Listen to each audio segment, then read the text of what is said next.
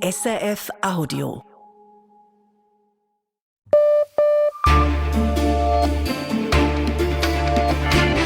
Radio SRF, Echo der Zeit mit Brigitte Kramer. Donnerstag, der 6. August, das sind unsere Themen. Politische Forderungen gegen die Hitze. Es brauche Anpassungen, da ist man sich einig. Fragt sich, welche? Dazu gleich mehr.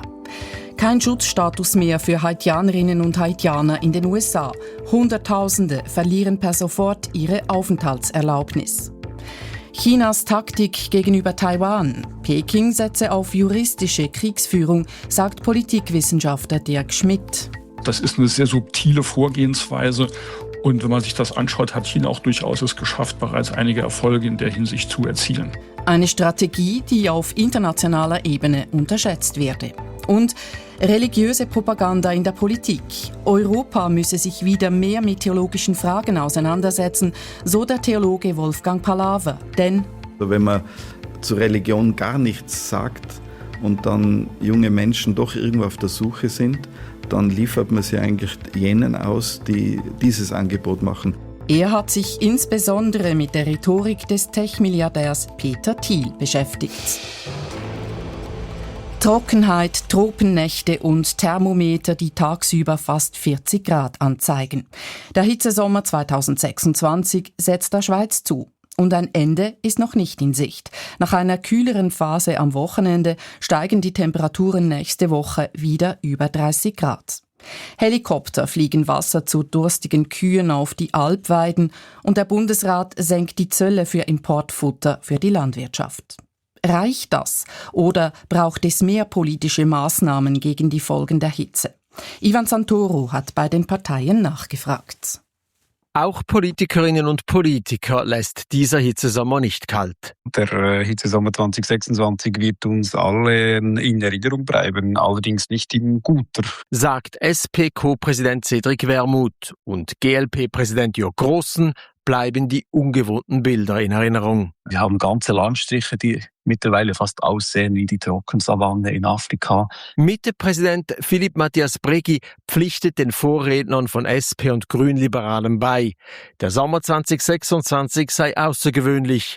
Es brauche Anpassungen. Aber wir sind auch klar der Meinung, politische Hektik ist fehl am Platz. Und auch SVP-Energiepolitiker Christian Imak sagt: Alles zu seiner Zeit erstens mal und alles auf der richtigen Stufe, nicht mit Hektik, sondern mit einem kühlen Kopf. Einig sind sich aber alle Parteien, dass es kurzfristig kühlere Arbeitsplätze und Wohnungen braucht. So sagt FDP-Co-Präsidentin Susanne Vinzenz-Stauffacher. Es ist natürlich in großem Interesse der Bevölkerung, dass insbesondere vulnerable Personen geschützt werden können. Ich denke an Spitäler, an Altersheime, dass es wirklich einfacher wird, die Regulierung auf ein Minimum zurückgeschraubt wird, wenn es um den Einbau von Klimaanlagen geht.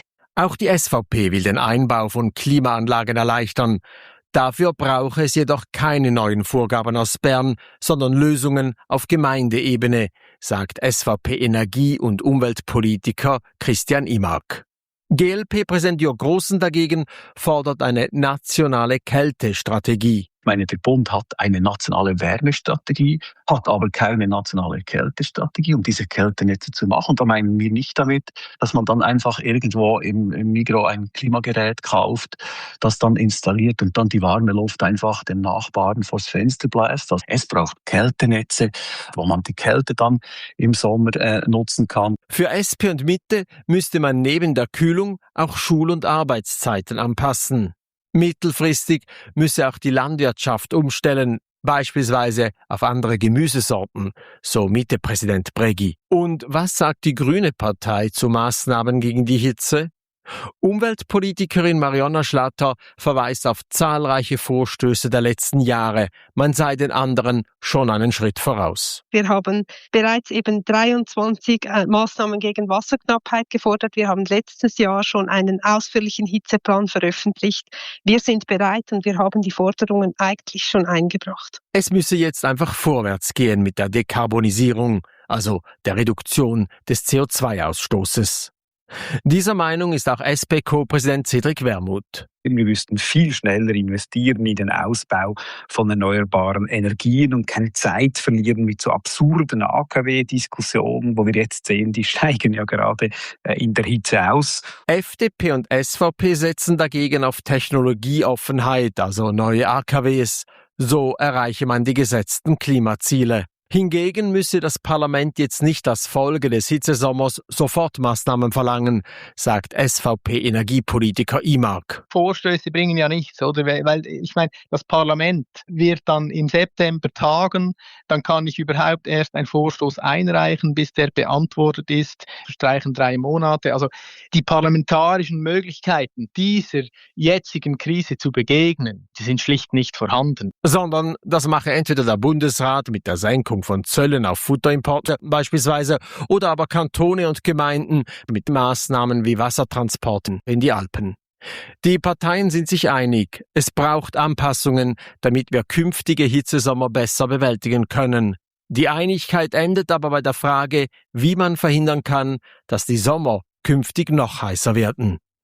Nun zur Nachrichtenübersicht mit Kevin Kahannes. Briefe zu verschicken wird in der Schweiz im kommenden Jahr teurer.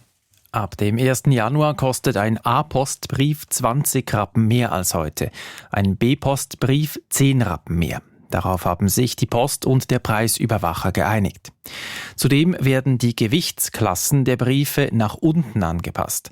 Ein Standardbrief darf neu nur noch halb so schwer sein, nämlich 50 statt 100 Gramm. Die Preise für Pakete bleiben gleich. Am 14. Juni haben die Stimmberechtigten über die Volksinitiative Keine 10 Millionen Schweiz und die Änderungen im Zivildienstgesetz abgestimmt. Nun zeigt sich, die Stimmbeteiligung war mit rund 59% deutlich höher als im langjährigen Schnitt.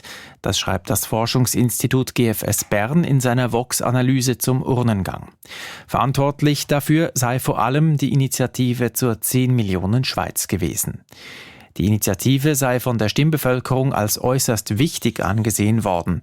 Zudem seien beide politischen Pole stark mobilisiert worden, sagt GFS Bern. Nach einem mutmaßlichen Sprengstoffangriff mit einer Drohne am Flughafen Leipzig sind neue Details zum Vorfall bekannt geworden. Der Angriff galt wohl einem Frachtflugzeug, das mit Munition beladen war. Das berichten mehrere deutsche Medien. Sie berufen sich auf einen vertraulichen Polizeibericht. Die Drohne war in der Nacht auf gestern neben einem ukrainischen Frachtflugzeug entdeckt worden und dieses Flugzeug war laut dem Bericht mit militärischer Munition beladen. Die Munition sei kurz vorher von Frankreich nach Leipzig gebracht worden und zum Weitertransport bestimmt gewesen. Weiterhin unklar ist, wer für den mutmaßlichen Anschlag verantwortlich ist.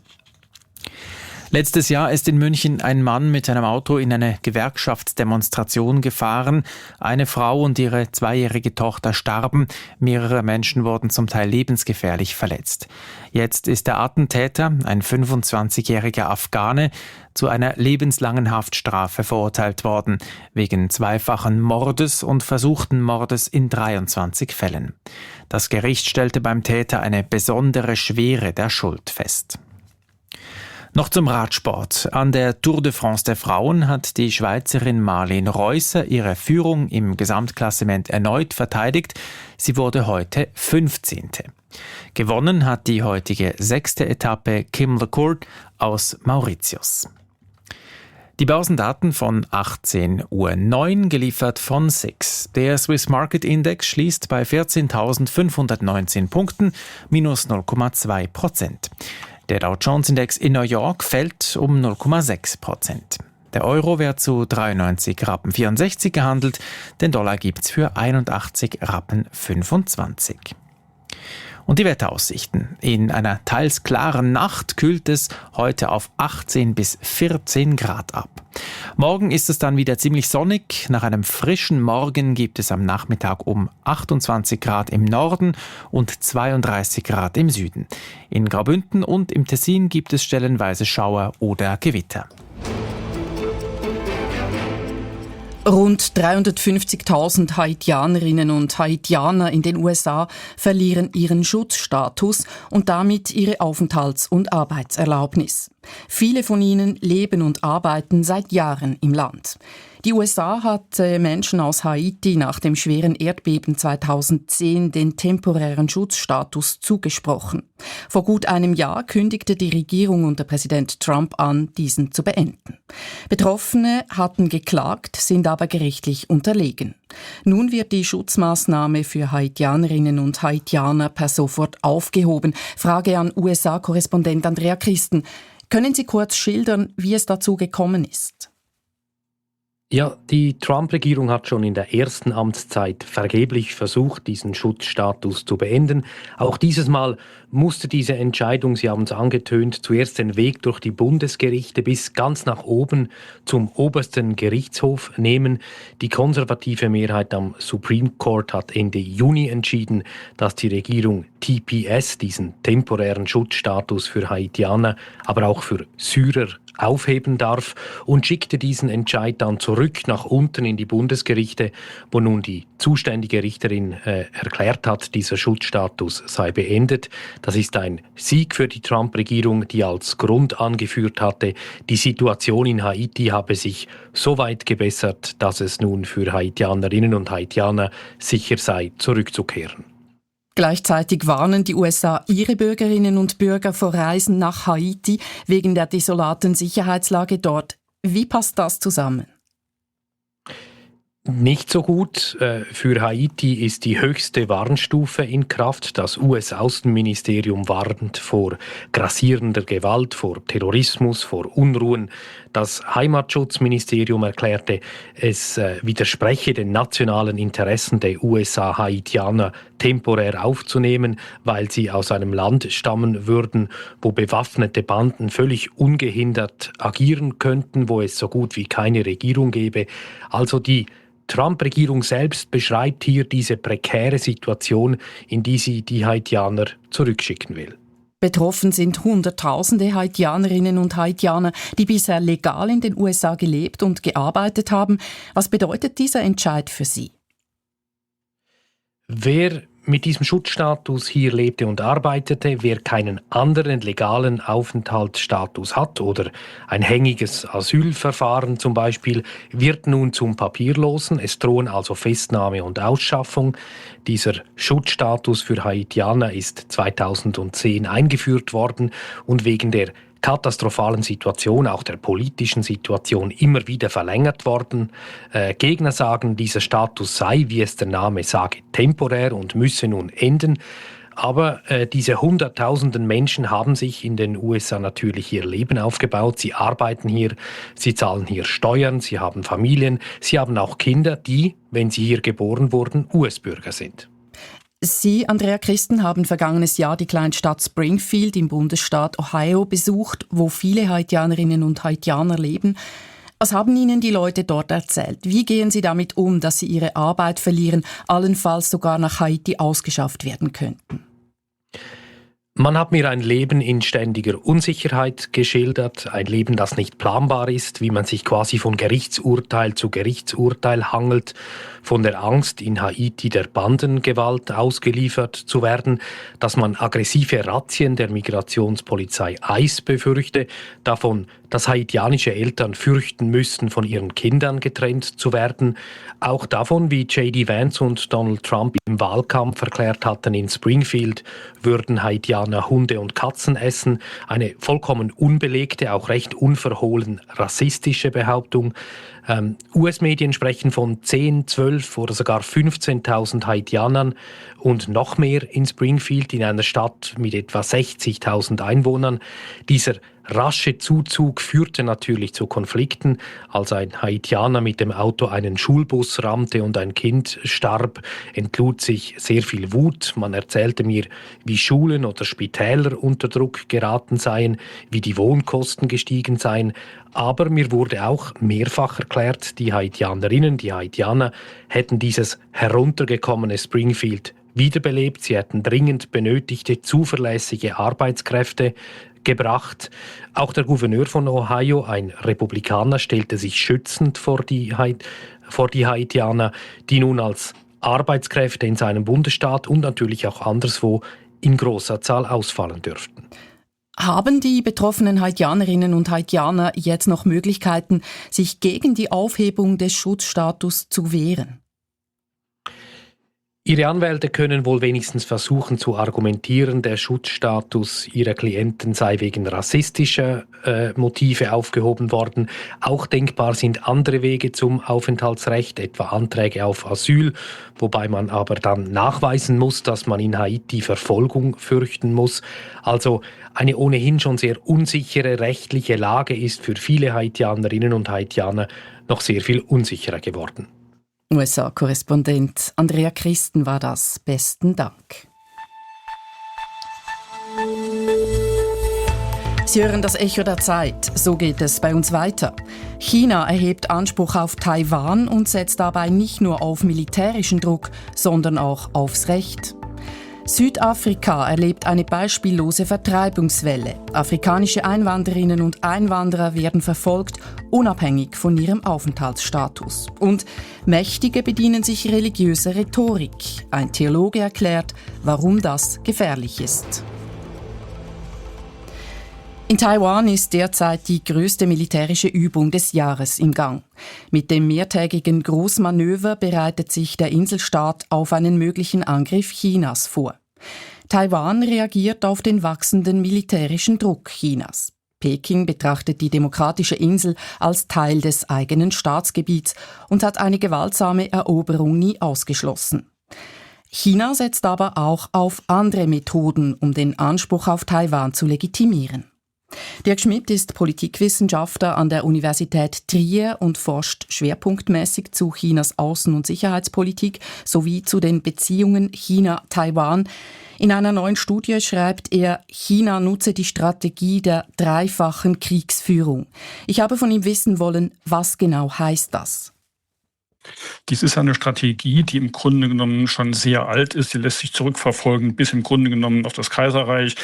Die hat auch Elemente dann aus der chinesischen Revolutionserfahrung und marxistische Elemente. Und es geht im Wesentlichen darum, wie die Chinesen das selbst sagen, zu siegen ohne zu kämpfen. Und die drei Elemente sind einmal die mediale Kriegführung, die psychologische Kriegführung und dann auch die juristische Kriegführung. Sie betonen insbesondere die juristische Kriegsführung. Können Sie kurz erklären, was wir uns unter juristischer Kriegsführung vorstellen müssen? Das ist das Verständnis im Grunde genommen, dass man in einer Krisensituation oder auch darüber hinaus bewusst juristische Normen, Institutionen oder Verfahren nutzt zur Durchsetzung von politischen, ökonomischen, militärischen Zielen.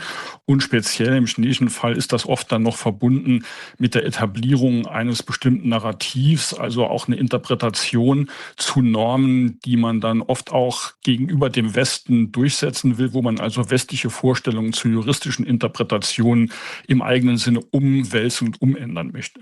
Und worauf zielt diese juristische Kriegsführung ab? Sie zielt im Wesentlichen, wenn es um Taiwan geht, darauf ab, eben Taiwan in der offiziellen Variante als Republik China zu delegitimieren, im Grunde die Existenz eines getrennten, von der Volksrepublik getrennten Staatswesens auf der anderen Seite der Taiwanstraße in Abrede zu stellen, alle Akteure, die dort handeln, vor allem die aktuelle Regierung, zu delegitimieren und die dann auch durchaus teilweise mit dem Strafrecht als Personen zu kritisieren, die eben spalterische Ziele verfolgen, eben das Vaterland zu teilen. Und wie konkret nutzt Peking dieses Instrument bezogen auf Taiwan? Können Sie da ein Beispiel machen? Ja, zum Beispiel gibt es eine schwarze Liste, auf der verschiedene Personen stehen. Das sind alles im Grunde genommen ehemalige und aktive Politiker, Politikerinnen der Regierungspartei Demokratische Fortschrittspartei sowie einige zivilgesellschaftliche Vertreter und auch Institutionen. Und im Grunde genommen, das ist das Interessante, dass es selbst auch dafür gilt, für Ausländer, die mit diesen Personen Kontakt haben, dass die dann auch ins Visier der chinesischen Strafverfolgung geraten. Und am Ende des Tages ist es so, dass sogar die Todesstrafe auf diese spalterischen Aktivitäten stehen kann. Sie sagen, die juristische Kriegsführung sei gerade für China besonders gut nutzbar. Warum? Das ist aus der chinesischen Perspektive eine Abwägung von Kosten und Nutzen. Im Westen, das ist eine Folge des Ukraine-Krieges, stehen sehr stark eben militärische Muster, militärische Szenarien, Invasionsszenarien, Blockadeszenarien im Mittelpunkt. Und ich glaube, dass das eben nicht der Kern der chinesischen Perspektive ist, sondern dass China eine langfristige Zermürbungstaktik anstrebt. Und da spielen eben juristische Normen eine sehr wichtige Rolle, weil das eben sehr graduell passiert, oft verborgen vor den Augen der westlichen Öffentlichkeit. Das ist eben schwieriger als Raketen zu zählen, die über die Taiwanstraße fliegen, oder Schiffe zu zählen. Und das ist eine sehr subtile Vorgehensweise. Und wenn man sich das anschaut, hat China auch durchaus es geschafft, bereits einige Erfolge in der Hinsicht zu erzielen. Würden Sie sagen, diese Gefahr wird auf der internationalen Ebene unterschätzt? Ja, das würde ich schon sagen. Wie gesagt, weil der Fokus sehr stark auf diese militärische Konfrontation gerichtet ist. Ich nenne Ihnen ein Beispiel. China versucht seit geraumer Zeit, seine eigene Ein-China-Prinzip, wie man das in China nennt, als eine globale Norm der internationalen Beziehungen zu etablieren. Was dahinter steht, ist einfach zu sagen, Taiwan ist kein eigenes Staatswesen, sondern ist eine Provinz der Volksrepublik China. Das macht man sehr breit in der UNO und auch in den diplomatischen Beziehungen. Und es ist mittlerweile so, dass fast 2/3 der UNO-Mitgliedstaaten, also der UNO-Generalversammlung, die chinesische Perspektive teilen, dass Taiwan eben ein Teil der Volksrepublik ist, und ungefähr 50% der Staaten sogar China im Grunde carte blanche geben und sagen, China kann das Ziel der Wiedervereinigung in Bezug auf Taiwan nach eigenem Gutdünken durchführen. Also das sind schon gravierende Veränderungen, die sich da durchgesetzt haben. Was müsste die westliche internationale Gemeinschaft tun, um dieser Strategie etwas entgegenzuhalten? Wichtig ist, dass man an jeder Stelle, sei sie noch so klein, dann auch dagegen offensiv vorgeht.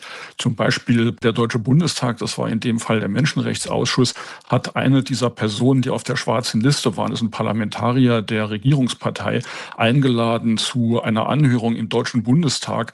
Und der konnte dort über seine Erfahrungen berichten. Und das ist etwas, wo man dann ganz klar sich positionieren kann und sagen, hier ist jemand, der ist gewählt in Taiwan, das ist ein Politiker der Regierungspartei, und wir beugen uns nicht dem chinesischen Druck, sondern wir laden den ein in offizieller Funktion, und der kann bei uns im Bundestag reden.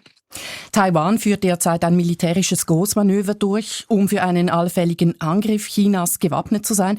Was bedroht denn Taiwan effektiv mehr? Die chinesische Militärmacht oder die juristische Kriegsführung?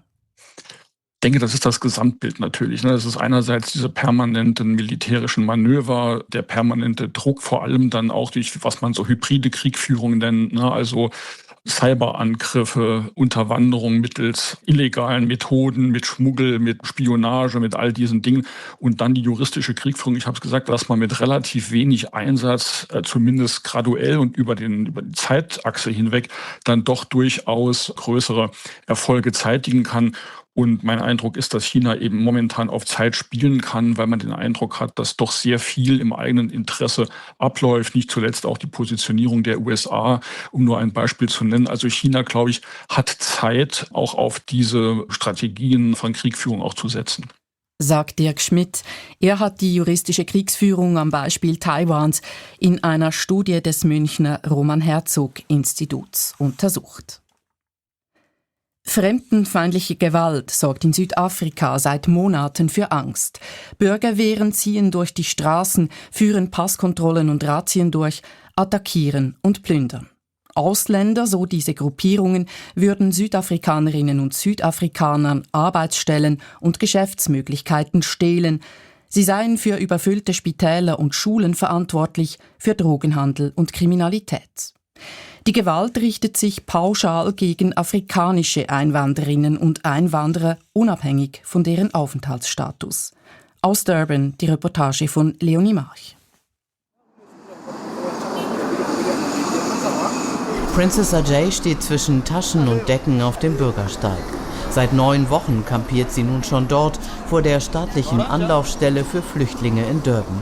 Als Kleinkind war sie mit ihrer Familie vor dem Bürgerkrieg in der Demokratischen Republik Kongo nach Südafrika geflohen. Dort ist sie nun auf der Flucht vor der fremdenfeindlichen Gewalt. Sie haben uns auf der Arbeit und zu Hause angegriffen. Im Mai haben sie meinen Friseursalon geplündert und komplett zerstört. Seitdem lebe ich hier mit den anderen auf der Straße. Hier fühlen wir uns zumindest sicherer. Die Polizei hat uns schon zweimal vor Angriffen geschützt.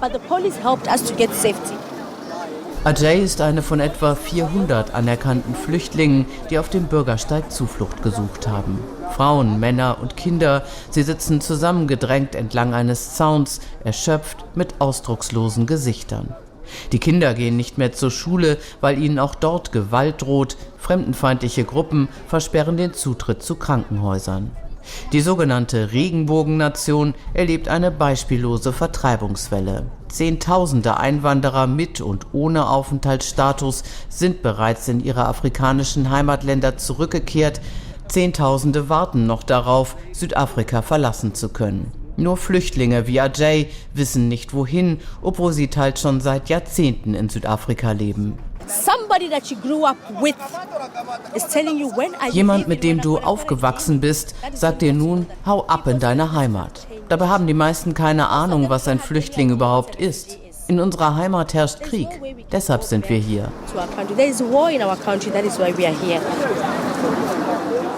Auf dem Bürgersteig haben freiwillige Helfer riesige dampfende Töpfe und Paletten mit Trinkwasser angekarrt. Alim Leung koordiniert die Hilfe der Siafana Sonke Action Campaign, einem Bündnis zivilgesellschaftlicher Organisationen.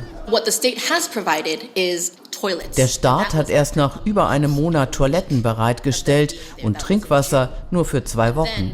Darum kümmern wir uns ebenso wie um die medizinische Versorgung. Viele haben Infektionen entwickelt, weil sie schon wochenlang auf dem Bürgersteig übernachten. Diese Situation ist untragbar und unmenschlich. Bei früheren fremdenfeindlichen Eskalationen, etwa 2015, wurden noch temporäre Flüchtlingscamps errichtet. Diesmal ist das anders. Der politische Kontext hat sich seitdem grundlegend verändert. Die einst dominierende Regierungspartei ANC spürt den enormen Druck von populistischen Parteien, die mit der Anti-Migrationsrhetorik vor den Kommunalwahlen im November auf Stimmenfang gehen. Das wirke sich auch auf den Umgang mit den Flüchtlingen aus, betont der Menschenrechtsaktivist Yeshilin Govinder bei einer Pressekonferenz des Siafana Sonke Bündnisses. Da das politische Gleichgewicht derzeit so fragil ist, sehen wir eine fast paralysierte Reaktion des Staates. Es geht um hunderte Menschen, die beim UN-Flüchtlingshilfswerk registriert sind und in Südafrika Anspruch auf Schutz haben, aber ohne staatliche Hilfe auf dem Bürgersteig hausen. Aus unserer Sicht kommt der Staat seinem verfassungsmäßigen Auftrag nicht nach, die Sicherheit aller Menschen im Land zu gewährleisten. Die Regierung gibt den Flüchtlingen auf dem Bürgersteig 2 Optionen. Entweder eine Unterbringung in der Abschiebehaftanstalt Lindela oder eine Reintegration in ihre südafrikanischen Viertel. Das stellte die südafrikanische Justizministerin Mamoloko Kubai schon bei einem Ortsbesuch in Durban Mitte Juni klar. Wenn sie sich nicht reintegrieren wollen, weil sie sich nicht sicher fühlen, bleibt die zweite Option. Wir haben in Südafrika keine Flüchtlingscamps und wir wollen auch keine temporären einrichten. Diese Entscheidung hat das Land getroffen und das ist Gesetz. Zurück auf dem Bürgersteig klingen diese beiden Optionen für Raphael Bahebwa, den Sprecher der Flüchtlinge, wie ein Hohn. Das rund 600 Kilometer entfernte Rückführungszentrum Lindela sei ein Ort für Abschiebungen und alle Integrationsversuche seien bislang gescheitert. Unsere Leute haben Angst, zurückzugehen. Einige, die es versucht haben, wurden wieder angegriffen und schwer verletzt.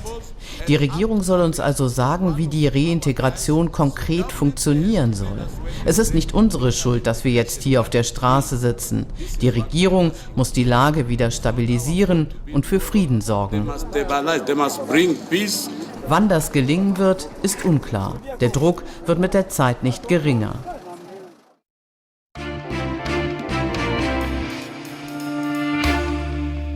Antichrist, Katechon, Armageddon oder das jüngste Gericht.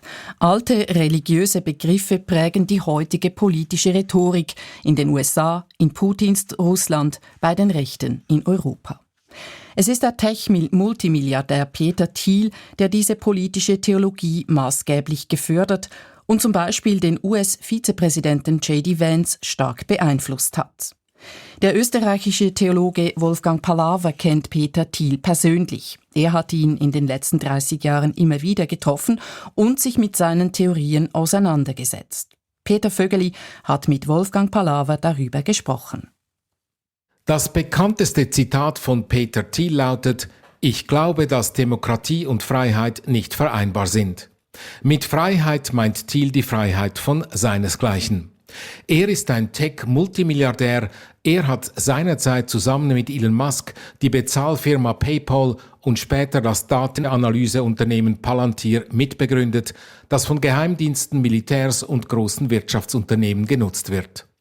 Thiel sieht sich einerseits als Christ und glaubt andererseits, dass nur die technische Beschleunigung, zum Beispiel durch die künstliche Intelligenz, den Untergang der Welt aufhalten kann. Der Theologe Wolfgang Palaver sieht in Thiels Satz die Gefahr, dass sich diese Ablehnung der Demokratie, die den technischen Fortschritt behindern könnte, in Richtung eines Technofeudalismus hin entwickelt. Also dass schon die Gefahr besteht, dass einige wenige sehr reiche Menschen den weiteren Lauf der Welt bestimmen und möglichst nicht von der Demokratie und den Gesellschaften dabei gestört, behindert oder verzögert werden wollen. Auf den Punkt gebracht, sagt Thiel, Demokratie sei das System der Dummen, eine Tech-Elite müsse vorangehen. Palaver kontert dies mit einem Zitat von Friedrich Dürrenmatt, der in den Anmerkungen zu seinem Stück Die Physiker festhielt: Was alle Menschen betrifft und alle angeht, müssen auch alle gemeinsam lösen, also der ganz stark auf Zivilgesellschaft, Demokratie setzt, um eben auch den ethischen Rahmen für technische Entwicklungen zu geben.